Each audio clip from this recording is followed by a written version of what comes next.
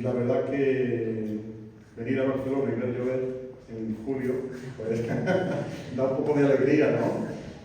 La verdad es que vinimos el viernes a la noche, ya dormimos fresquito ahí en San Vicente, y esta noche también, esperamos que el resto de noches también lo sean, porque allí hay que dormir con la ventana cerrada y el aire acondicionado puesto, allí en Andalucía. Y os traemos los saludos cariñosos de toda la iglesia en calle Cambroneras, una iglesia hermana de hace ya muchos años, y bueno, pues os queremos traer esos cariñosos saludos de parte de la iglesia. Estaremos aquí hasta el sábado, el domingo ya marchamos de nuevo para casa y para tener una semana bonita, de disfrute, de descanso también, de desconectar de la rutina de todos los días y de dejar a un lado todas las preocupaciones y volver después en el mes de agosto, pues no a la rutina del 100%, pero sí ya a las ocupaciones diarias, ¿no?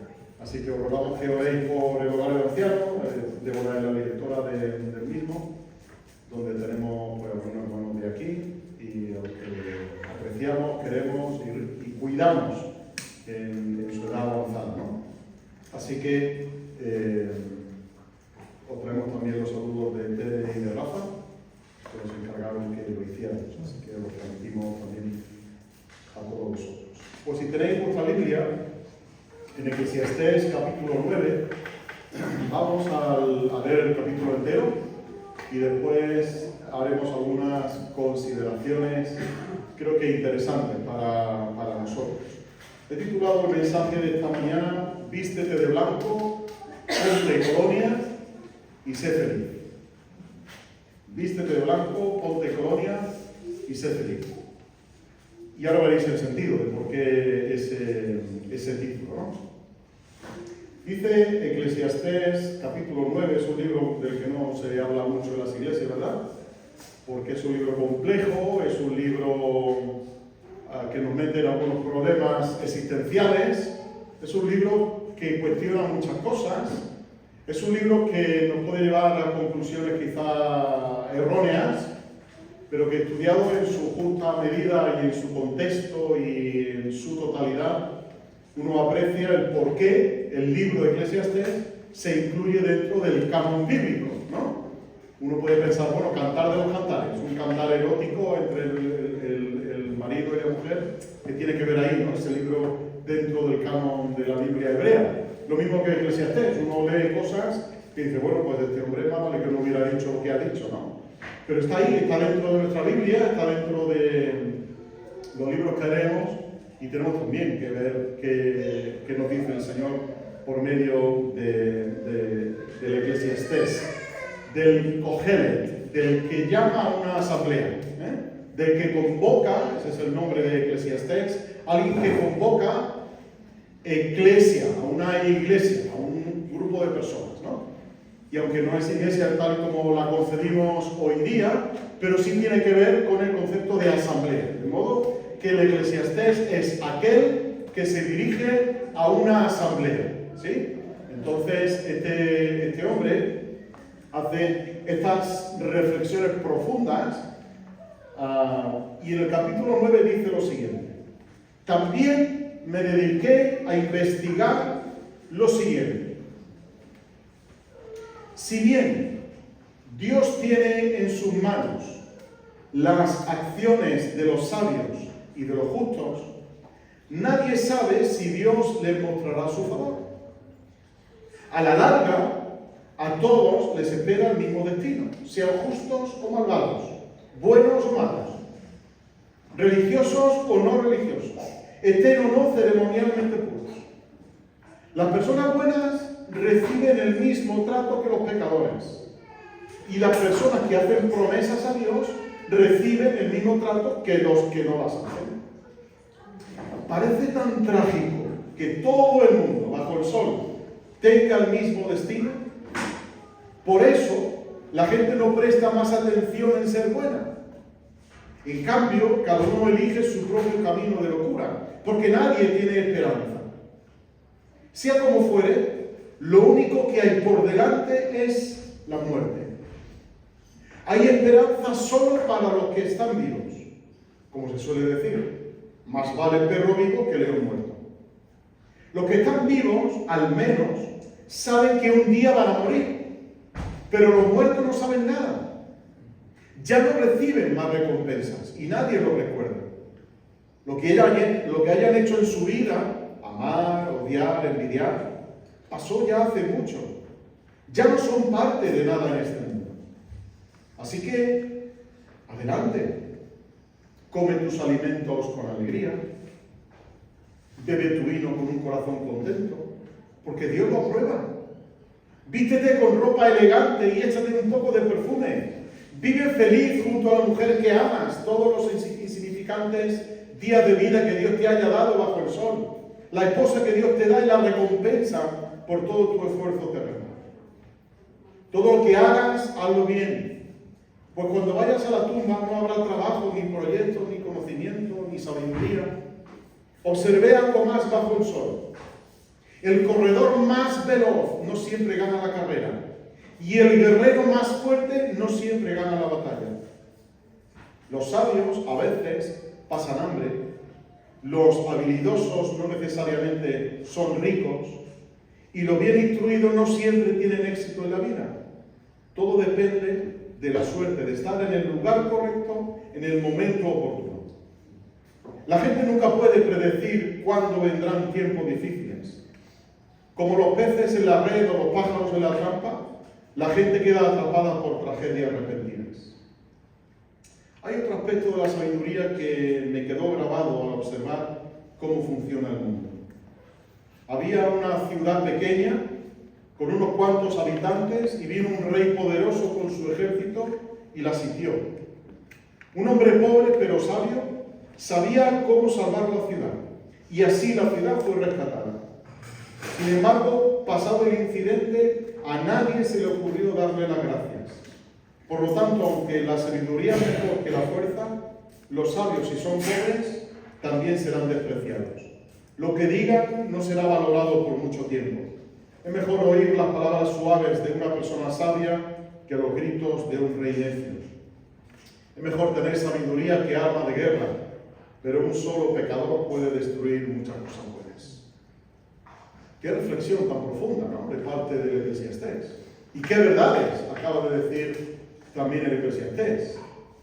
Uno se afana por ser bueno, pero al final la vida te pega algunos reveses y algunos palos que te quedas temblando, ¿no? Y sin embargo el malo lo miras y dices, ¿qué bien le va la vida? Y esas preguntas existenciales que muchas veces nos hacemos son las que el Eclesiastés responde a lo largo de todo el libro. ¿Por qué a la gente mala le van las cosas bien? O le suelen ir las cosas bien, y por qué a la gente buena le suelen ir alguna vez las cosas mal, ¿no? Y esa pregunta que él resuelve a lo largo de todo el libro tiene una conclusión final. Y la respuesta a esa pregunta es, mira, vive la vida, haz lo que quieras, pero que sepas que al final tienes que dar cuentas a Dios. Y ese principio final, esa sentencia final, es que cada uno daremos cuentas a Dios de lo que hemos hecho en esta tierra. De modo que más vale vivir la vida de manera adecuada. Y aquí en el capítulo 9 nos enseña cómo vivir esa vida de manera adecuada. Nos quiere explicar cómo disfrutar de la vida. No es este título que yo os he dicho de vístete de blanco, échate perfume o échate colonia y sé feliz, no es un título hedonista, no es un título de decir, bueno, pues vive la vida, disfruta, que aquí no va a pasar nada. Es el título extraído de los versículos 8 y 9, como habéis podido comprobar. Antonio Machado, uno de nuestros poetas castellanos más importantes, que va de una España a la que en principio solo le gustan las fiestas. Tenemos ferias por todo el año, ¿verdad? Tenemos festivos, tenemos mucho tiempo de vacaciones, los maestros más, ¿no? Y criticamos a los que más vacaciones tienen, y por qué se pillan los días libres y otros no. Y siempre andamos con ese tópico de que los españoles nos gusta divertirnos, ¿no? Y el tópico de la gitana encima del televisor, ¿no? Y el tópico de los toros y el tópico de las fiestas. Esa es la España, pero no la España del siglo XXI, la España del siglo XX. Ya Antonio Machado, a principio del siglo, decía de esa España a la que solo le gusta disfrutar de las fiestas, de las tradiciones, una España que no se para a pensar y que tiene una fe falsa, una fe que no tiene mucha raíz. Decía, la España de charanga y pandereta. Bueno, la España de charanga y pandereta. De cerrado y sacristía. Devota de Frascuelo y de María. De espíritu burlón y alma inquieta. Ha de tener su mármol y su día, su infalible mañana y su poeta. La España de charanga y pandereta. Una España que quiere vivir una sociedad hedonista, una sociedad que quiere nada más que el disfrute sin tener que rendir cuentas. Y Eclesiastés nos dice, está bien, disfruta de la vida, pero al final tienes que dar cuentas de cómo has disfrutado. Y yo te voy a enseñar cómo disfrutar de la vida de manera adecuada. Y eso es lo que el Eclesiastés nos enseña a lo largo de todo el libro. De modo que a mí me surgió una pregunta cuando estudiaba este libro al completo, y era, ser cristiano, evangélico, de asamblea de hermanos, si me apuráis un poco más, ser cristiano es aburrido, es soso, es mojigato, es... La gente que nos ve dirá qué aburridos son estos cristianos, ¿no? O de verdad hay lugar para el disfrute y hay lugar para la alegría. Hay lugar para vivir la vida de manera adecuada, ¿no? Y una vida además llena de alegría y llena de satisfacción. Pues a la conclusión a la que llega el Eclesiastés es que no, que el ser un buen hijo de Dios, una buena hija de Dios, no te tiene que convertir en una persona aburrida y sosa y mojigata. Al contrario, tiene que ser una persona feliz. Ponerte ropa blanca, ropa elegante, echarte un poco de perfume y vivir feliz la vida, ¿no? Claro, todo dentro del marco que ahora vamos a ver en unos minutos. Fijaos en el capítulo 8, en los dos últimos versículos, 16 y 17, que el Eclesiastés enlaza todo. Mirad, el Eclesiastés está construido de una manera muy sencilla. Y es que él plantea una tesis. Voy a probar esto. Lo prueba y llega a una conclusión, ¿sí? Es como una tesis doctoral. Haces una tesis principal y a partir de ahí vas elaborando pequeñas tesis que tienes que ir comprobando, falseando y diciendo, bueno, ¿es verdad o no es verdad? ¿No? De modo que él empieza a construir esa tesis y aquí en el capítulo 8 dice, mientras buscaba la sabiduría, versículo 16, mientras buscaba la sabiduría y observaba las cargas que lleva la gente aquí en la tierra, investigué y descubrí que la actividad no cesa ni de día ni de noche. Me di cuenta de que nadie puede descubrir todo lo que Dios está haciendo bajo el sol. Ni siquiera lo más sabio lo descubre todo. No importa lo que diga. Es decir, que hay gente que está continuamente investigando, indagando, intentando averiguar qué es lo que Dios quiere, cómo es Dios, hasta dónde trasciende Dios, etcétera, etcétera. Pero Dios es tan grande, Dios es tan trascendente que se nos escapa explicar de manera completa quién es Dios y cómo es Dios, ¿no?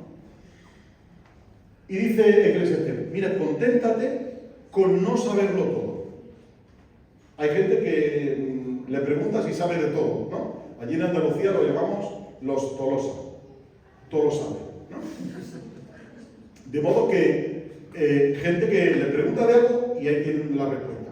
Habla de un tema, ¿no? Un poco el tema, en España ahora se conoce como el cuñadismo, ¿no? Tienes el cuñado que sabe de todo, ¿no? Así que tú hablas de un tema y hay gente que se quiere poner siempre por encima, siempre por encima, siempre por encima. Dar una explicación a todo. Y dice Eclesiastés, es que hay cosas en la vida que no tienen explicación. Así que conténtate con no saberlo todo. Y algunas veces eso es muy positivo. Mi hijo lo decía el otro día, ¿no? Porque cuando uno aprende a hacer cosas, pues todo el mundo te llama, oye, Florico, ven, ayúdame, hazme esto, hazme lo otro, ¿no? Y de con decir, no sé hacer esto, pues mejor, ¿no? Y uno tiene que contentarse con no saberlo todo, efectivamente.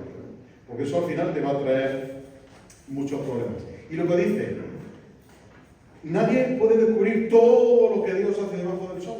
No tiene explicación. Hay cosas que van a ocurrir en la vida que tú no puedes darle una explicación. Y por muchas vueltas que le des, la explicación va a ser falsa, ¿no? Así que conténtate con no saberlo todo, y lo que podemos hacer, por lo tanto, es sumarnos al avance del reino de Dios. Cómo Dios está obrando, observo, aprecio cómo Dios va moviendo los hilos de su iglesia y yo me sumo a eso. No intento explicar o intento averiguar el futuro o intento qué va a pasar. Simplemente veo el correr de la iglesia, veo el correr del reino de Dios y me sumo a eso, a esa obra de Dios.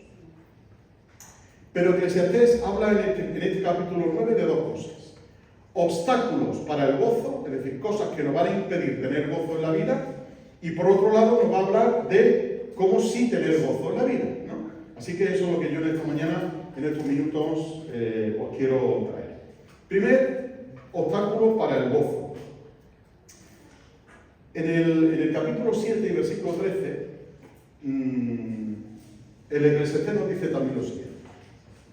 Acepta el modo en que Dios hace las cosas. Punto.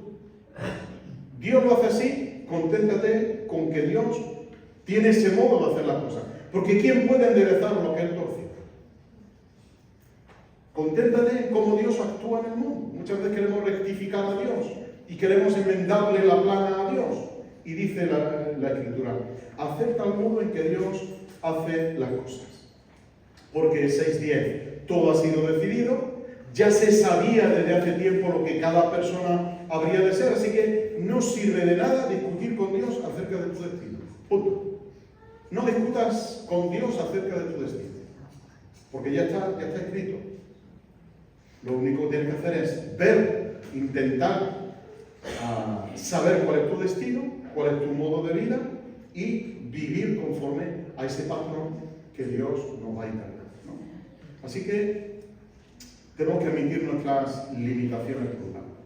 Porque hay hechos, como hemos visto aquí en el capítulo 9, versículos 1 y 2, hay hechos que no podemos controlar. Y cuando la gente se preocupa por cosas que no puede controlar, ¿qué ocurre? Te pones triste, ¿no? Se te apaga el gozo, te frustras, ves que no encuentras una explicación y lo que ocurre en tu vida es que te vienes abajo. ¿Por qué? Porque nos preocupamos por cosas que no podemos controlar.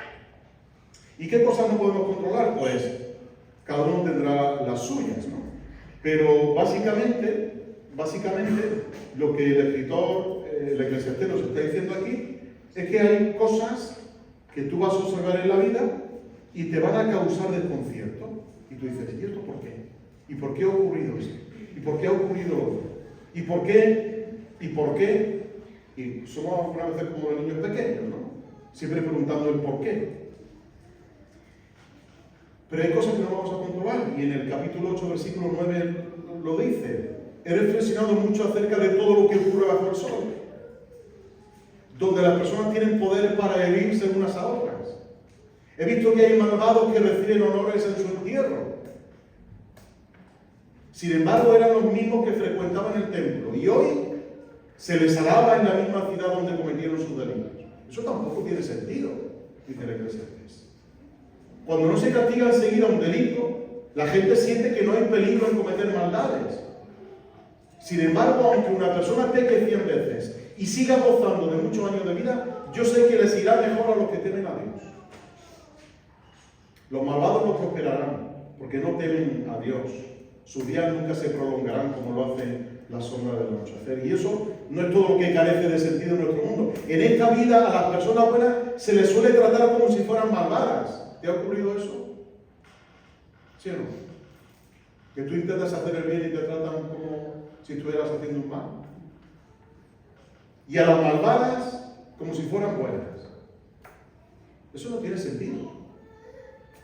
Entonces sugiero, dice Eclesiastés, que se diviertan.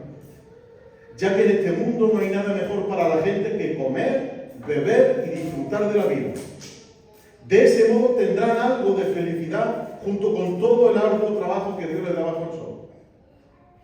Disfrutar de la vida si veo que las cosas están yendo mal, me están yendo mal. Cuando quiero hacer un bien, la gente le da la vuelta y piensa que estoy haciendo un mal.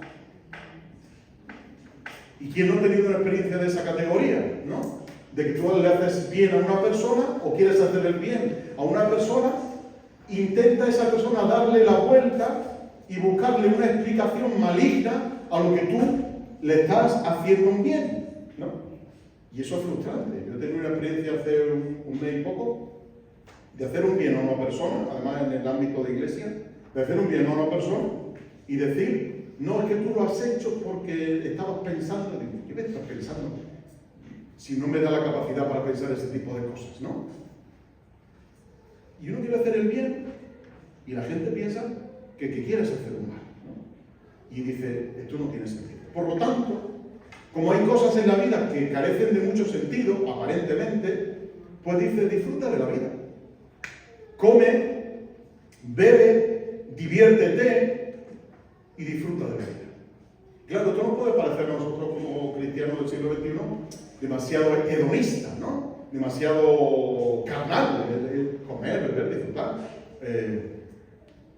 ¿Sabéis que el apóstol Pablo dice que Dios nos da todas las cosas en abundancia para que las... ¿Recordáis el verbo que usa ahí Pablo? Escribiéndolo a Timoteo. Para que las disfrutemos. ¿Tienes una casa? Disfrútalo. ¿Tienes un coche? Disfrútalo. ¿Tienes hijos? Disfrútalo. ¿Tienes esposa? Disfrútalo. ¿Tienes marido? Disfrútalo. ¿Tienes un trabajo? Disfrútalo. ¿Tienes vacaciones? Disfrútalas.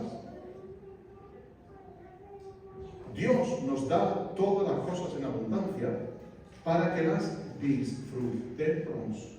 Esto no es algo, por lo tanto, hedonista. Esto es algo divino. No es un mensaje cristiano de que todo no va a ir bien. No, no. Las cosas van a venir mal. Y vamos a tener muchos palos de la vida, indudablemente van a venir. Pero disfrutemos mientras tanto tenemos oportunidad. Disfrutemos de todo lo que Dios nos da en abundancia. Y entonces, a la conclusión a la que llega Eclesiastés es que ni ser demasiado justo, ni ser demasiado sabio es garantía de que las cosas te vayan bien. Repito, ni ser demasiado justo, demasiado santo, ¿no? Esta gente que habla con ellos y parece que están en un mundo místico, ¿no? Ni ser demasiado justo, ni ser demasiado sabio es garantía de que las cosas nos vayan a ir bien. Así que dice en el 7:16, no sé demasiado bueno, ni demasiado sabio, ¿para qué destruirte a ti mismo?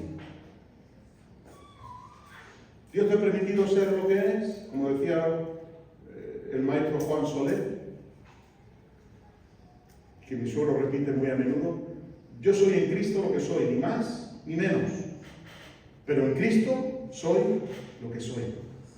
Y hermanos, hasta que no apreciemos realmente lo que somos en Cristo, del privilegio que tenemos de ser cristianos, del privilegio que tenemos de ser salvos de la ira, de ser justificados delante de Dios, de ser perdonados delante de Dios, hasta que no apreciemos esto en su totalidad, posiblemente llevemos vidas apagadas, amargadas, y no sepamos disfrutar realmente de la vida. Así que el primer obstáculo para el gozo es preocuparnos demasiado por hechos que no podemos controlar. Hay cosas que se nos escapan, no te preocupes, déjalas fluir, déjalas circular, ¿no? No te preocupes demasiado por eso que tú no puedes controlar. Pero, dice Eclesiastés, hay otro obstáculo para el gozo, y es la falta de esperanza. Hay gente en el mundo que no tiene esperanza, que no tiene gusto por la vida, que no sabe disfrutar de la vida. Cuando Dios saca a su pueblo de Israel y lo tiene por el desierto y empieza a darle instrucciones, le dice una cosa que a mí me dejó un poco fuera de mis casillas, ¿no?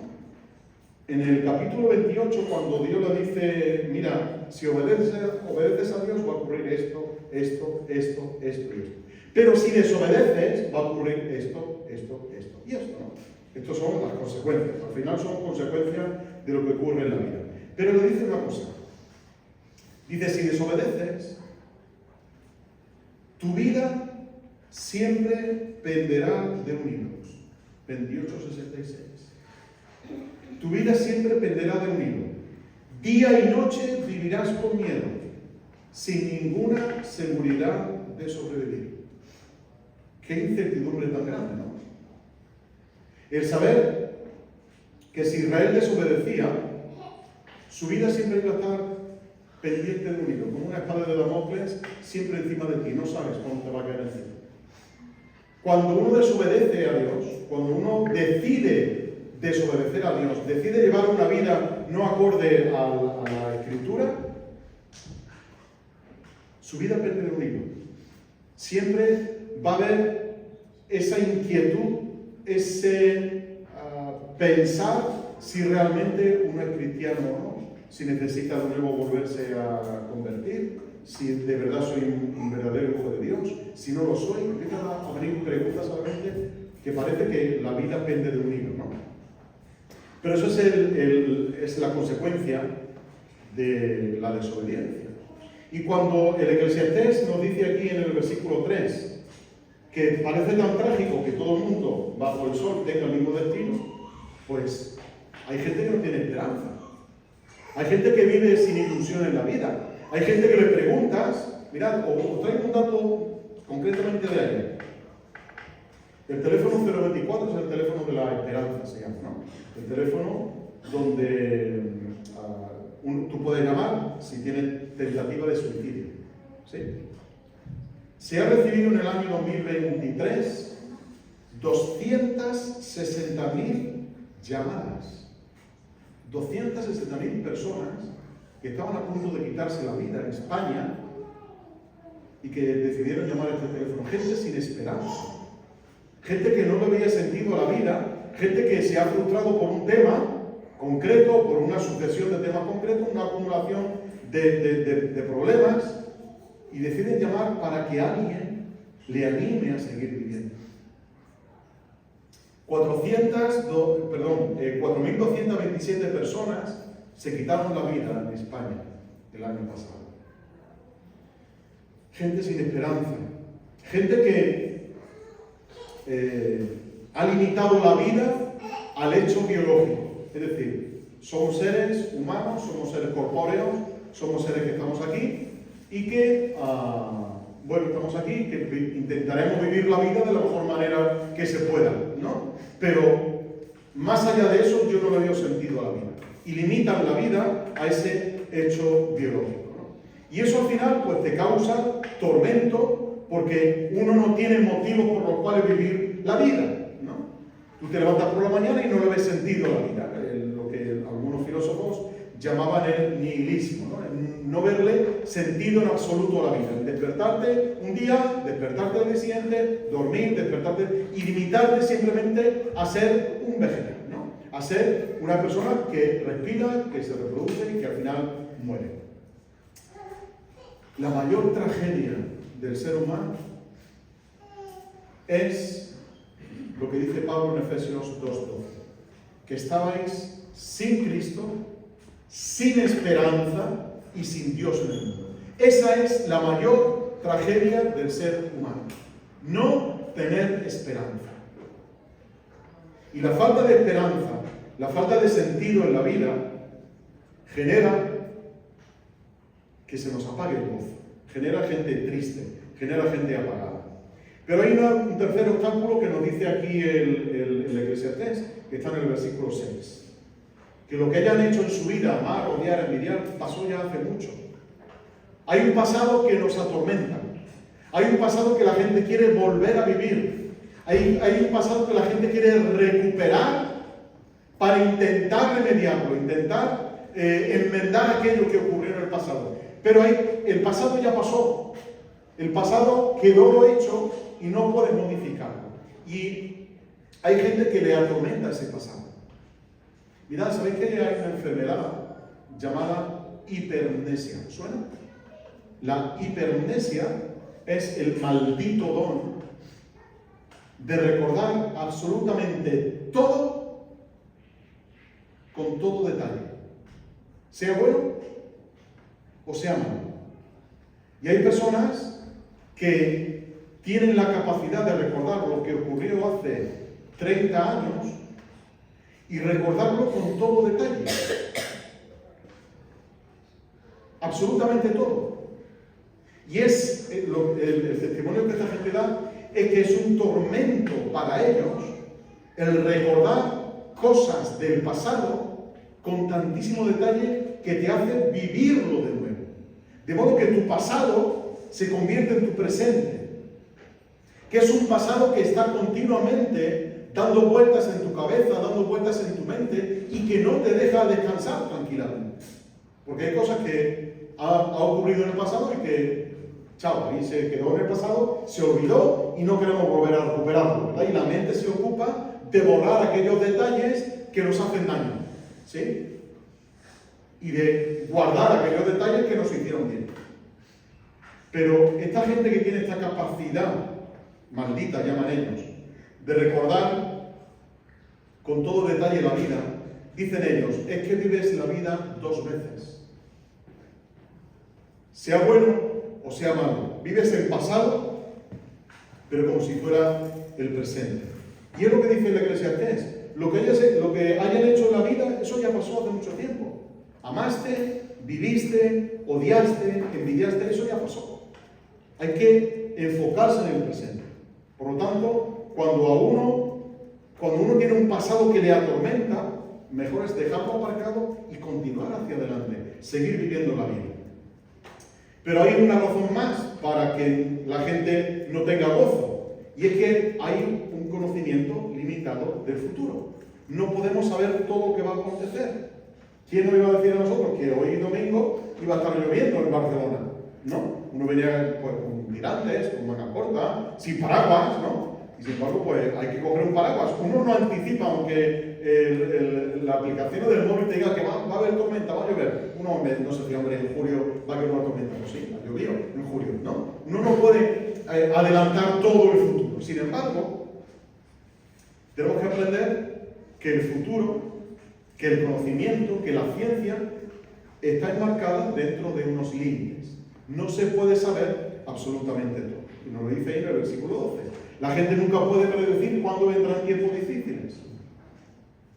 ¿Tú sabes cuándo te va a venir tu tiempo difícil? ¿Mañana? ¿El mes que viene? ¿El año que viene? ¿Tú sabes si vas a perder tu trabajo? ¿Te vas a atormentar por adelantar el futuro? ¿Un futuro previsible? ¿Un futuro futurible? ¿Un futuro que no sabes si va a ocurrir? ¿No vamos a atormentar por eso? No. Dice, la gente nunca puede predecir cuándo vendrán tiempos difíciles. Como los peces en la red o los pájaros en la trampa, la gente queda atrapada por tragedias repentinas. Lo que de verdad debe de preocuparte, y ya lo veremos, es que te venga una tragedia repentina. Pero no adelantes una tragedia. No pienses en un futuro, qué te puede ocurrir en el futuro, si tu plan de pensiones te va a dar o no te va a dar, si tu empresa va a cerrar o no va a cerrar. No, céntrate en el presente, vive el presente, disfruta del presente y disfruta de todo lo que Dios nos da. Y si no, que le pregunten a Job, capítulo 1, un hombre al que sí le vinieron tragedias repentinas, ¿verdad? Los siervos, el ganado, las casas, los hijos. En un momento, la vida de Job se vino completamente abajo. Job no esperaba en absoluto aquello. Él estaba orando por sus hijos, orando por sus hijas, disfrutando de ellos. Pero cuando viene la tragedia repentina, si es un motivo, como le dice aquí, de que sea un obstáculo para el gozo. Si acabáramos aquí, a 20 minutos de la hora final, de la 1 de la tarde, pues diríamos, con menudo cuerpo me ha puesto el predicador para irme a mi casa, ¿no? Pero el Eclesiastés nos deja un poquito de esperanza, nos deja un rayo de luz, que es la que os quiero traer ahora en estos 20 minutos. ¿Por qué si debemos tener gozo? El gozo es un don de Dios, ¿sí o no? Lo dice Eclesiastés capítulo 3, versículo 13. Además, la gente debería comer, beber y aprovechar el fruto de su trabajo porque son regalos de Dios.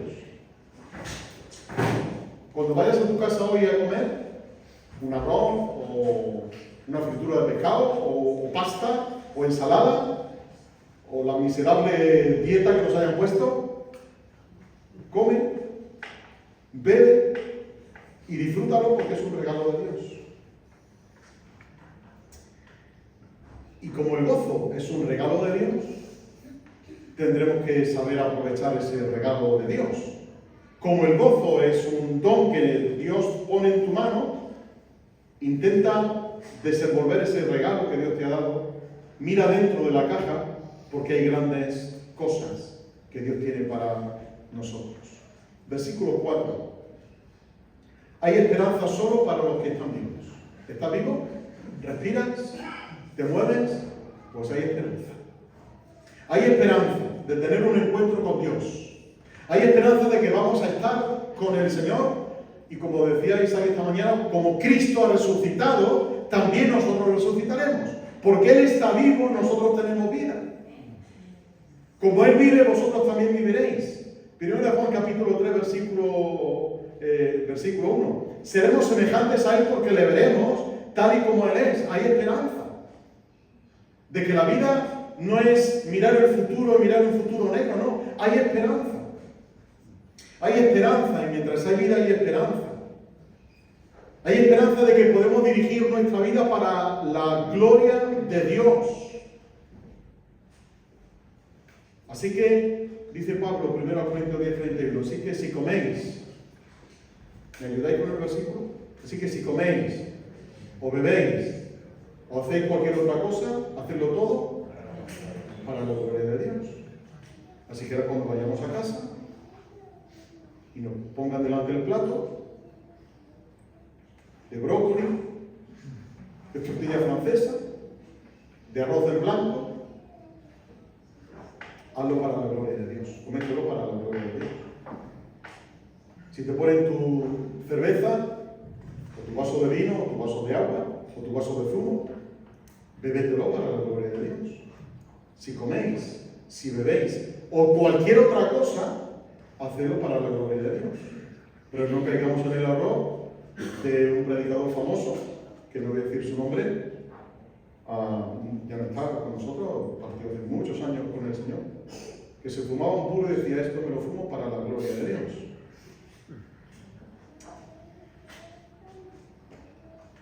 ¿Sabéis que la esperanza no avergüenza? ¿Sabéis que la esperanza es nuestra ancla firme? Hebreos 6:19. Tenemos la esperanza como un ancla firme que nos sujeta y que permite que en momentos de tormenta nuestra vida esté segura, porque hay esperanza. Hay esperanza avalada por la resurrección. Como Cristo ha resucitado, también nosotros vamos a resucitar. Esta mañana, cuando Lidia ha leído en Apocalipsis capítulo 5, después otro hermano ha mencionado también algunas otras cosas relacionadas con que el Cordero es digno, yo me acordaba de los cristianos del primer siglo. Gente perseguida. Cuando se escribe el libro de Apocalipsis, Domiciano estaba haciendo de las suyas en la iglesia, o con la iglesia. Los perseguían, estaban bajo presión continua, estaban sufriendo bullying, estaban sufriendo mobbing, que es dentro de tu trabajo ponerte las cosas complicadas para echarte. ¿Y sabéis por qué? Por una razón muy sencilla. Porque ellos, los cristianos, no se postraban delante de los ídolos, no se postraban delante de los patrones de cada negocio. Sabéis que se organizaban por gremios, el gremio de los panaderos, el gremio de los plateros, el gremio de los artesanos, el gremio de tal, y cada gremio tenía su ídolo, y hacían fiestas en honor a ese ídolo. Y entonces, si tú eres un panadero de la época y además eres cristiano, pues tienes que ir a la fiesta de tu patrón. Y si no ibas a la fiesta de tu patrón, eras el señalado del gremio. Y podías perder tu trabajo. Y perder tu único medio de vida. Y podías ser expulsado de la ciudad. Expulsado del gremio, expulsado de tu familia. Porque no ibas a la fiesta de tu patrón. y comía de la carne que se le sacrificaba a ese ídolo por ser cristiano. Entonces sufrías de bullying, sufrías de persecución continua. Pero había una persecución aún mayor, y era la adoración al único digno de recibir la adoración, que era Domiciano. Domiciano había proclamado que nadie dijera que otra persona era digna, sino solamente él. Y tú debías de decir, y había una frase que se decía en la época, benedignus dominus Caesar, ¿no? Eres digno, nuestro Señor César. Y si no decías esto, podías ser acusado de alta traición. Y decir lo que ha leído Lidia en el capítulo 5 de Apocalipsis, decir en esa época al Cordero, tú eres digno. Nosotros hemos cantado aquí con la puerta abierta, la gente nos puede escuchar, qué bonito cantan, tú eres digno, mira que estos religiosos que bien se lo pasan ahí diciendo tú eres digno, ¿no? Pero deja la puerta abierta en el siglo I y cántalo. Que tienes una guardia romana dentro de la iglesia, alanceando gente seguro, porque eras un traidor al imperio.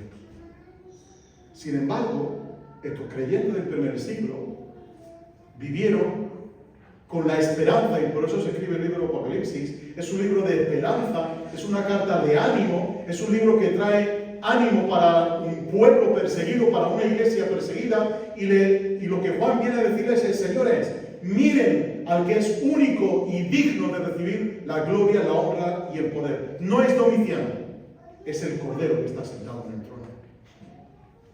Y ellos tenían esperanza de que su sufrimiento iba a pasar pronto.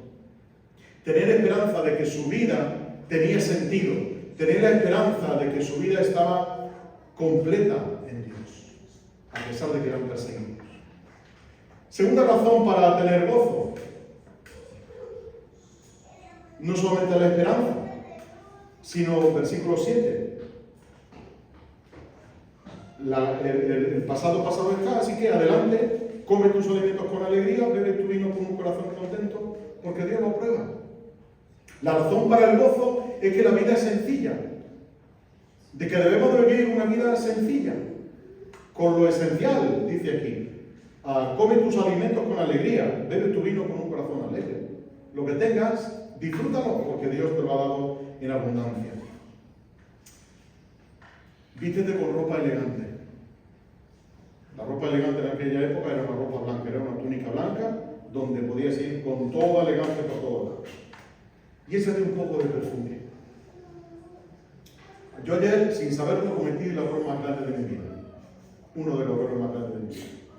Fuimos a la playa a las 6:30 de la tarde, no era más temprano, 6:30 de la tarde. Mi mujer me compró el año pasado una camiseta de cartón, que te tapa para el sol, que te protege, tiene factor 50 o no sé qué, ¿no?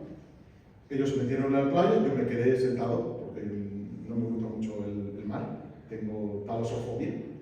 Y mientras yo lo veía, yo estaba sentado pues leyendo, como solemos hacer ya aquí sentado en la hamaca, debajo de la sombrilla.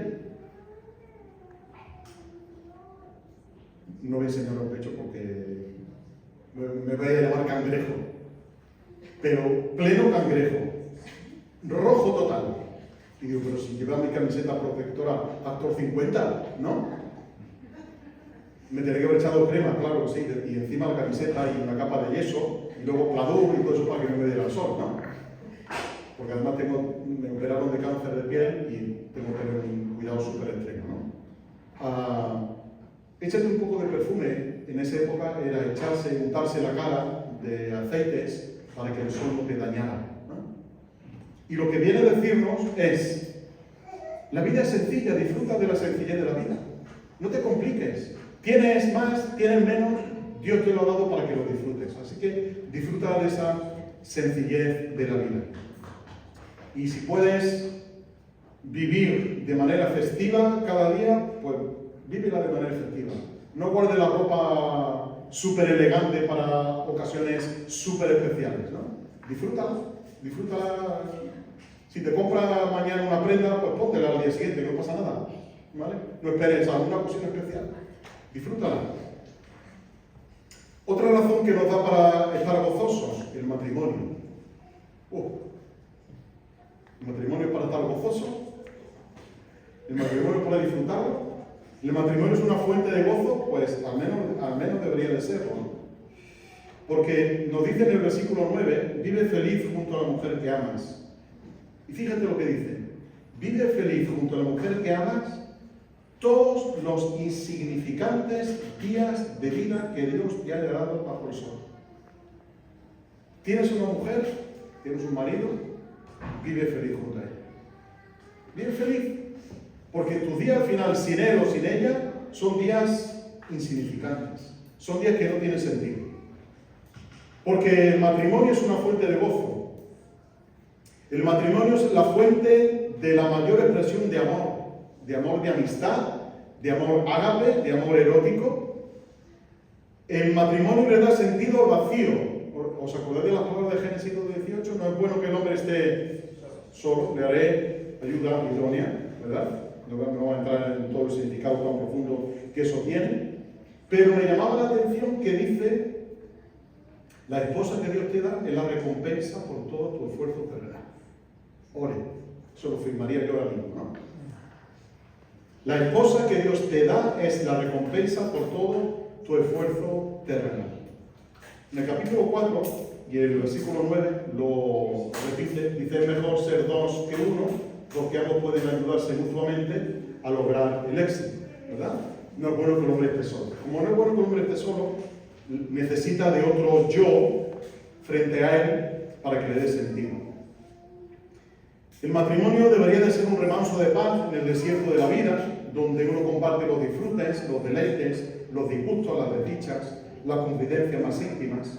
Es el lugar donde uno debe de practicar el cantar de los cantares, donde hay piropos, donde hay pasión, donde hay promesas, donde hay cosas bonitas que hay que decirle a la esposa. Bueno, decirle hoy lo de la cabra, tu pelo es como la cabra, de la cabra, como la cabra estás tú, ¿no? Habrá que buscarse otros piropos de la época, ¿no? Porque aquello era de aquella época y para decirle a una esposa, tienes el pelo como una manada de cabras que baja por la montaña, pues era bonito, ¿no? Pero yo lo digo a mi mujer, hoy tiene el pelo como una manada de cabras, y el que está como las cabras me diría que soy yo. El que acabaría con las cabras sería él. Pero búscate piropos, ¿no? Aunque hoy día esos dos piropos ya sabéis que está medio así, ¿no? Pero tú, como se va a decir a tu mujer, no hay ningún problema, ¿vale? Esperemos. Buscar pasión, buscar promesas. El matrimonio debe ser una fuente de gozo. Y el lugar donde nosotros como hombres, aquí me dirijo a los hombres ahora, nosotros como hombres mostramos nuestra fragilidad. No somos el macho ibérico, Alfredo Landista, ¿no? Ni de Fernando Esteso, ni de Andrés Pajares. Somos el verdadero hombre que Dios ha hecho. Somos ese hombre frágil y, como dice una canción que me gusta mucho, no saben, dice la canción, no saben, no, que voy corriendo a casa cuando caigo. Dentro de esta armadura, el guerrero es un niño, ¿no? Y es el lugar donde esa confidencia se produce. Y finalmente dice que uno debe tener gozo por la obra bien hecha. La satisfacción de que he hecho la cosa bien, ¿no? De que al final del día te puedas acostar diciendo, hoy ha merecido la pena todo lo que he hecho. Cuando te acuestas y disfrutas de lo que Dios te ha dado. Todo lo que hagas, dice el versículo 10, hazlo bien. Hazlo según tus fuerzas. Hazlo lo mejor que puedas. Pues cuando vayas a la tumba no habrá trabajo, ni proyectos, ni conocimiento, ni sabiduría. Uno puede ser mediocre, uno puede ser excelente. La Biblia en el Nuevo Testamento nos enseña a ser excelentes, a entre lo bueno buscar lo mejor. Y Pablo es la oración que tiene por los filipenses en el capítulo 1. Dice, para que sepáis aprobar lo mejor. No lo bueno, que tenéis que buscarlo, pero dentro de lo bueno, búscate lo mejor. Filipenses 1:10. Y el buscar la excelencia, el salirse de lo ordinario, el buscar lo mejor de lo mejor, debe ser además una fuente de gozo para nosotros. Una vida activa y enérgica, una vida práctica, una vida informada, una vida competente, una vida bien vivida por un trabajo bien hecho. Tu trabajo, no solamente tu trabajo laboral donde te pagan tu nómina, ¿no? Que tienes que hacerlo bien, sino tu trabajo, tu sentido de la vida, en tu casa, en tu vecindario, en tu lugar de trabajo, donde quiera que Dios te ponga, hazlo bien, hazlo lo mejor. No solamente lo bueno, sino lo mejor todo. Así que como conclusión, ¿cuál es la fuente de nuestro gozo? Y diremos todos, el Señor, amén. El Señor es nuestra fuente de gozo. Pero ¿sabéis cómo el Señor muestra esa fuente de gozo en nosotros? Efesios 1:6, somos aceptados en el amado.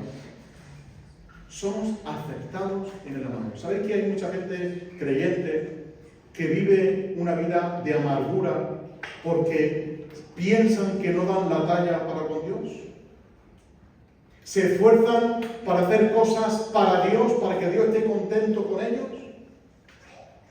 Y se esfuerzan y quieren hacer, y quieren pensar, y quieren vivir, y no quieren hacer, no quieren... Y viven vidas tristes. Pero Pablo nos dice en Efesios 1:6, Dios os ha aceptado en Cristo, que no tenéis que hacer nada más, que ya está todo hecho. ¿Entendéis? Que Dios lo ha hecho todo en Cristo para ti. Que Dios no va a estar más contento contigo por si haces o no haces. Que Él ya está contento contigo. ¿Entendemos el concepto? De que Dios está contento contigo, de que no tienes que buscarte un nivel de perfección para que Dios esté más contento contigo, que Dios ya ha colmado su satisfacción contigo. Efesios 1:6. Somos aceptos en el amado. Nos ha concedido gratuitamente su gracia en el amado. De que Dios ya nos sonríe en Cristo. La bendición sacerdotal del número capítulo 6, versículo 24, consiste precisamente en eso. Una de las cosas que dice es que Dios muestre su rostro hacia ti. Literalmente es Dios te sonría. Ese era el deseo de bendición de los sacerdotes para el pueblo. Que Dios te sonría. Pues a nosotros, los cristianos hoy, después de la cruz, Dios nos ha sonreído en Cristo. Y tenemos que disfrutar de que Dios nos ve precisamente llenos de satisfacción con nosotros, de que ya no hay condenación para los que están en Cristo Jesús. Hemos sido aceptados en el Señor. Por eso, regocijaos en el Señor siempre. ¿Recordáis la palabra de Pablo? Otra vez lo digo, regocijaos en el Señor siempre. Nehemías 8:10, cuando el pueblo está desanimado, el pueblo está decidido a dejar la paleta y a dejar los ladrillos a un lado, el cemento a otro. ¿Qué fue lo que le dijo Nehemías? Una canción que cantábamos de jóvenes allí en la escuela dominical de Linares. El gozo del Señor es vuestra fortaleza. No vengáis abajo, le dice Nehemías. Tranquilos, que el gozo del Señor es vuestra fortaleza. Y por eso tenéis que vivir así. Y el último versículo que os quiero dejar, Judas 24. Aquel que es poderoso para presentaros sin mancha delante de su gloria. ¿Qué dice ahora el versículo? Con gran alegría. Es la alegría de Dios, ¿sí? Aquel que puede presentaros delante de su gloria con gran alegría. Dios se alegra porque tú vas a estar allí de pie. ¿Entendemos el concepto? Dios se alegra porque vamos a estar allí de pie. De que el gozo que nos ha dado en Cristo es el gozo que tenemos que vivir. De que la vida, hermanos y hermanas, no es una vida, la vida cristiana no es una vida sosa, mojigata y aburrida. Es una vida como una montaña rusa, en muchas ocasiones, pero es divertido, ¿no? Montarse en la montaña rusa. A quien le guste, ¿no? A mí particularmente me gusta mucho. Pero disfruto viendo a la gente montarse, ¿sí? Así que acabo como empecé. Vístete de blanco, échate corona y sé feliz porque has sido aceptado en Cristo. ¿Amén? Amén. Gracias de nuevo por la invitación, hermanos. Que el Señor os guarde, os bendiga y podáis avanzar firmes en fe, y la próxima vez que nos veamos, aquí o allí, donde quiera que el Señor nos lo permita, pues que nos podamos